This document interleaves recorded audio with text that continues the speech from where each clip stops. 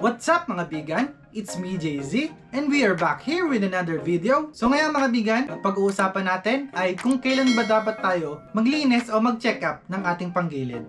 Alright, so itong topic natin ngayon mga bigan ay gagawin lang nating maikli at direct to the point para pumasok agad sa mga utak natin itong ideas na pag-uusapan natin. Alright? So, simulan na natin agad. Kung napanood nyo na yung mga dati kong videos kung kailan ba dapat magpapalit ng flyball, belt, at ng kung ano-ano pa, tama pa rin yun, no, mga bigan. Pero, ito yung natuklasan ko base sa experience ko. Alright? So, kapag gamit na gamit nyo ang inyong mga motor, kumari ang trabaho nyo ay mas malayo, tapos araw-araw balikan, let's say, Laguna to Cavite, mga ganon. Kung career rider kayo, Lalamove, Foodpanda, Grab, Mr. Speedy, at kung ano-ano pa, kahit malapitan yung tinatakbo nyo, pero araw-araw nyong ginagrind or talagang gamit na gamit nyo yung motor nyo, ang ire-recommend ko sa inyo mga bigan is mas frequent dapat ang inyong pag-check up or paglilinis ng panggilid. Alright, so kung dati generally ang ire-recommend ko sa inyo na pag-check up or paglinis ng panggilid ay kapag tumakbo na kayo ng 5,000 to 6,000 kilometers. Alright, so ayun yung mga panahon na napupudpod yung bola natin, okay, generally. So, most of the time.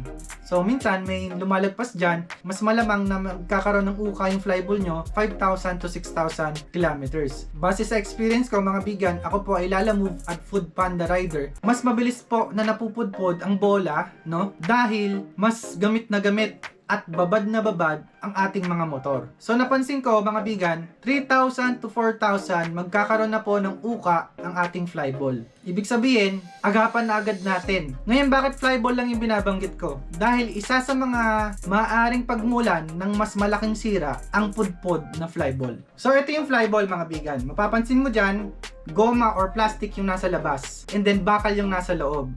Ngayon, kapag napudpod na lahat ng outer layer ng flyball, ang mangyayari, yung pulley mo, no, na pinaglalagyan ng flyball is madadamage kasi ang mangyayari nun is bakal to bakal na yung magiging play ng flyball at saka nung rampa dun sa pulley. Magkano ba ang pulley? Mahigit 1,000 po ang pulley, okay?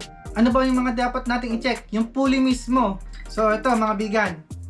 Example to ng pulley na maduming pulley. Huwag nyo nang pansinin na medyo maitim na siya, pero kakapain nyo to. Yan, kapag kinapaan yung ganon, make sure na walang uka. Okay, yung paikot na yan, kakapain nyo po yan. Ganon din dun sa drive face. Kasi, ang mangyayari nan, yung uka na yan, idadamage nyan yung belt nyo.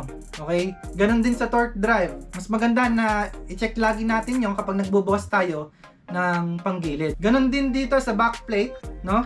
Pag kinalog natin yan, kapag kinalog natin yan ng ganon, ibig sabihin yan, possible, maluwag na yung slider piece. Ano ba yung slider piece? Ito po yung slider piece, yung tatlo. Okay? Itong tatlong to, yung slider piece. So, pag sinabi maluwag, either ito, yung plain na ganyan, or yung letter U na yan. Ayan yung tatama dito sa guide sa pulley. Yon, ito yung guide. Ngayon, kapag napudpud na yung slider piece nyo, maaaring pudpudin niya rin itong guide dito sa pulley. Okay? Ito yung clutch lining.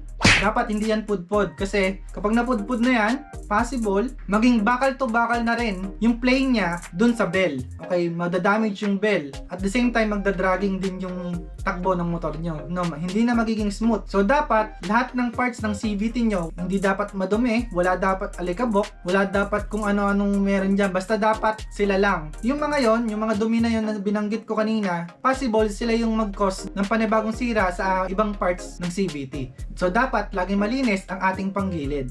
So, again, ang pino-point out ko dito mga bigan, kapag ang motor mo ay palaging ginagamit mo or babad na babad, lalo na kung ikaw ay delivery rider tulad ko, mas kailangan mong linisin ng mas frequent ang inyong panggilid. So kung regular lang naman kayo, less than 50 kilometers per day yung dinadrive nyo, okay na yung 5,000 to 6,000 kilometer bago kayo mag-check up. or maglinis. So sa part ko kasi, nagre-range ako ng 100 to 200 km per day sa araw-araw kong pagde-deliver. Okay? So yun lang yung gusto kong sabihin. At kung nagustuhan mo ang video natin ngayon, kindly hit that like button. Syempre, kung may tanong ka naman, suggestion, o kung gusto mong magpa-shoutout, o kung gusto mong mag-bash, i-comment mo na lang yan sa baba ng video na to. At kung bago ka lang sa ating channel, kindly hit that subscribe button for more videos. Again, this is JZ Vlogs, and see you sa next video. Atin yan eh! Atin yan! Atin yan eh! Atin yan eh! Atin yan eh! Atin yan! Atin yan eh! Atin yan eh! Atin yan eh! Atin yan eh! Atin yan eh! Atin yan eh! Atin yan eh! Atin yan eh! Atin yan eh! Atin yan eh! Atin yan eh!